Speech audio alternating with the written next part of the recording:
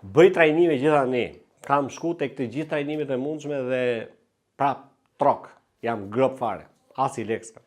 Edhe pse shkojnë trajnime shitjesh, edhe pse shkojnë trajnim biznesi, edhe pse shkojnë ne, jam grop fare. Jam trok. Nuk di ç'a të bëj. Nëse ti je në këtë situatë, mendoj që të mungon një mindset ose një mendim i cili mbase mund të ndikojë në jetën tënde. Mënyra se si unë e shikoj gjën, situatën tënde, është që ti nuk është se ke problem lekësh. Se s'kam lek këtu, s'kam lek këtu, s'kam lek këtu. Nuk është problem asnjëherë lekësh. Edhe më beso.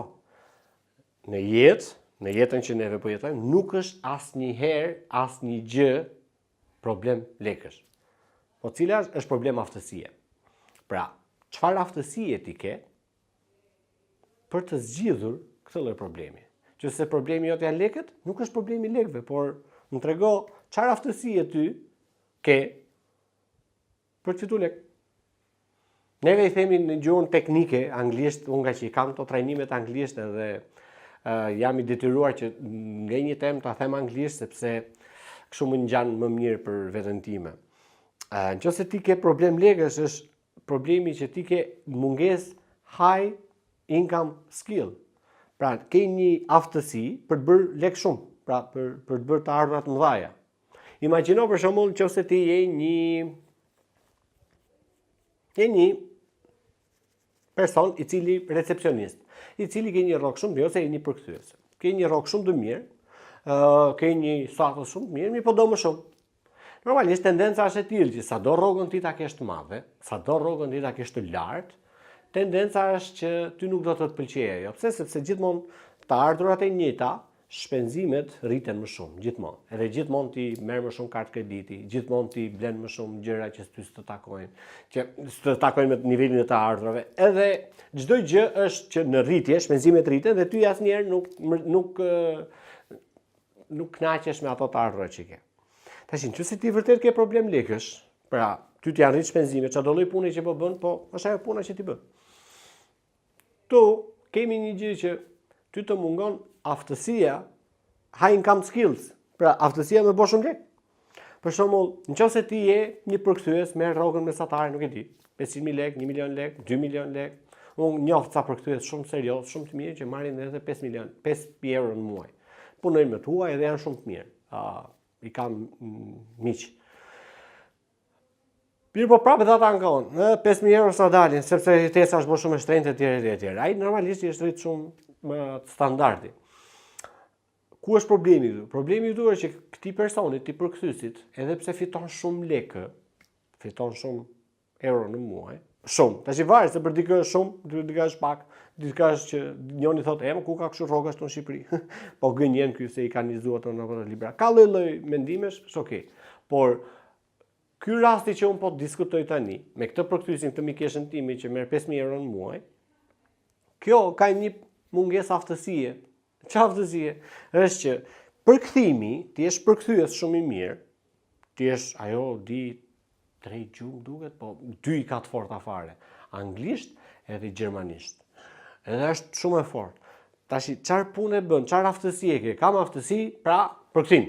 Okej. Këto kanë disa nivele. Kjo është nivel përkthyes kështu i një pas njëshëm. Pra, bëhet një mbledhje qeveritare, vjen Bill Clintoni në Shqipëri, Bill Clintoni jo, po vjen dikush një zyrtar i lartë, edhe bëhet një mbledhje qeverie, dhe kjo është aty që përkthen për kryeministrin shqiptar apo për kryeministrin apo për ministrin e tjerë. Pra është një niveli shumë i lartë.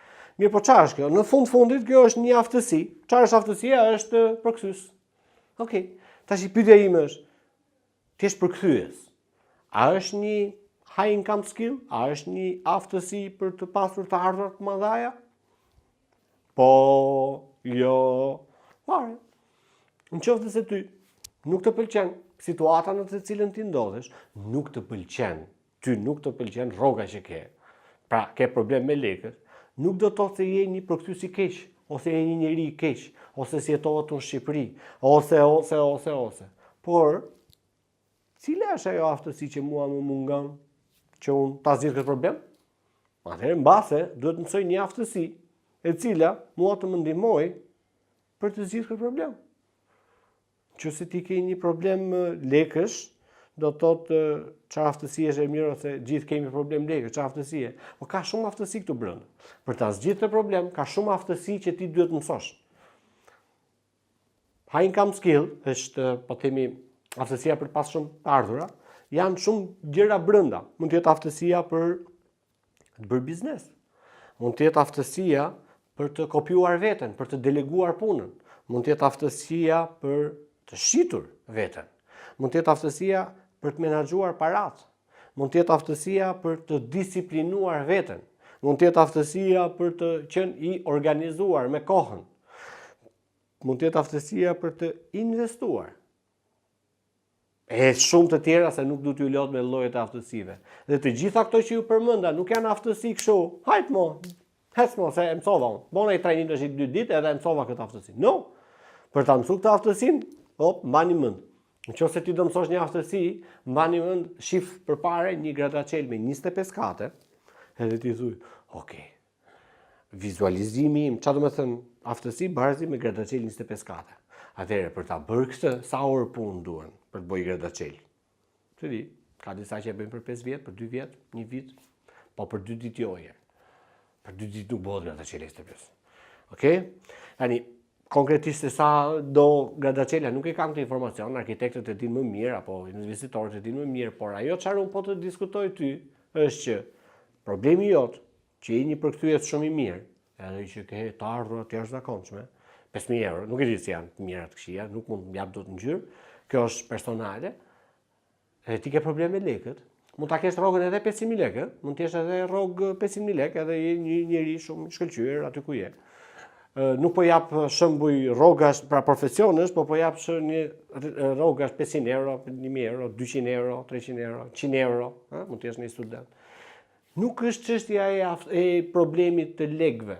Problemi është se cila është ajo aftësi që ti duhet të mësosh urgjent për të zgjidhur këtë problem. Nuk dua të ripërsëris edhe një herë aftësitë, por dua të them këtë gjë që nëse po flasim për aftësi, 25 kate graduaciel, që ti jesh mjeshtër në atë aftësi. Nuk po themi neve që ta dish se si bëhet. E di unë si menaxhohet koha. Ja, përdor atë Google kalendarin, aty shkruan, e di unë si menaxhohet, po se bëj unë.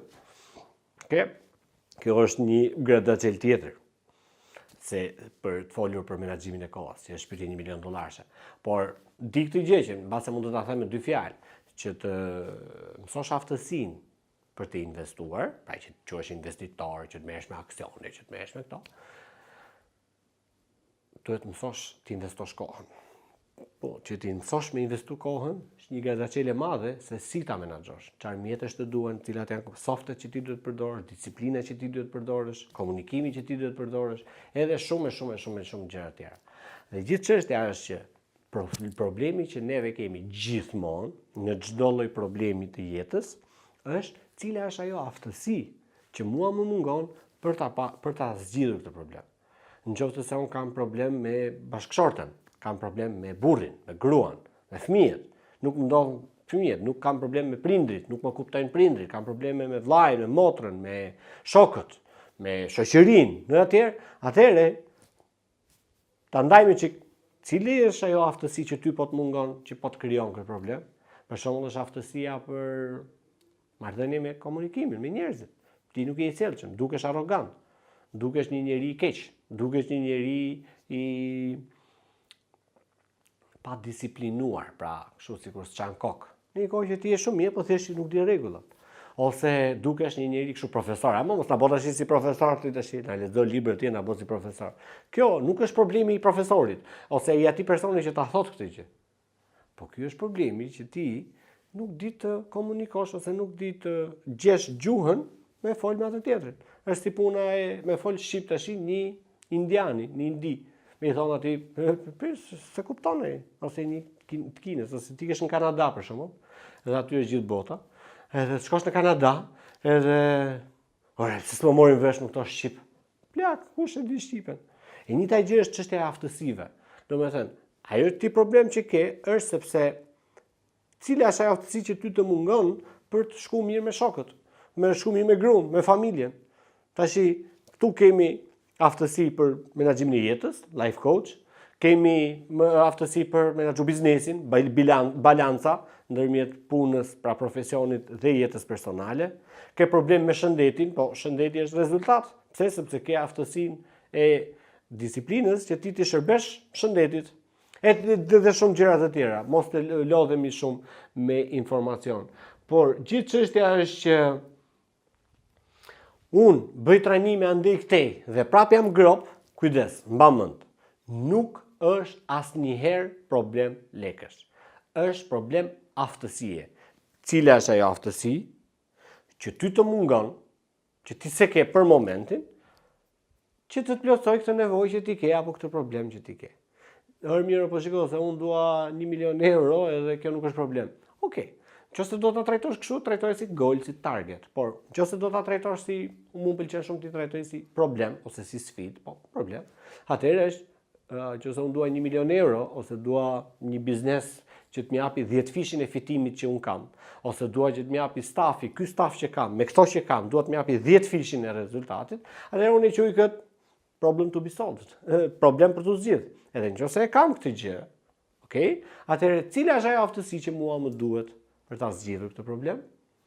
Cila është ajo aftësi që unë duhet mësoj në veten time, në jetën time, në mënyrë që të realizoj këtë gjë? Gjithë çështja nuk është aty tek ai problem që ti po mendon. Nga fati, ky fat na ra, këtu në Shqipëri s'bëhet gjë, nga Zoti ose nga një fuqi mbinatyrshme se më bëri kështu, apo etj. Sfida nga më të pafundmet që mund të të vinë, një çështje është cila është ajo aftësi që ty të duhet për ta mësuar këtë sfidë, të ta kalosh. Okej? Nëse kjo teknikë të pëlqeu dhe mendon që ta përdorësh këtë teknikë komunikimi në marrëdhëniet që ti ke me të tjerët, dhe vërtet kjo teknikë ty të ndihmoj që të përmirësosh diçka në jetën tënde, të pres të më shkruash në WhatsApp edhe të më thuash që hey Ermi, shiko, unë e provova këtë dhe më funksionoi. Kjo për efekt të radh parë për të tjerët, të cilët të marrin shembullin tënd, mund të komentosh më poshtë ose mund të më shkruash direkt në WhatsApp, por të tjerët të marrin mësim nga ty që ti e përdore dhe ti kontribove tek të tjerët në mënyrë që të përmirësojnë komunikimin, por nga ana tjetër, kjo do të ishte edhe një feedback për mua në mënyrë që unë të kuptoj që këto që po them janë gjëra që funksionojnë edhe që janë gjëra që janë të vërteta. Okej? Të pres të më shkruash në WhatsApp në numrin i cili është i shkruar më poshtë ose mund të thjesht komentosh më poshtë. Të përshëndes.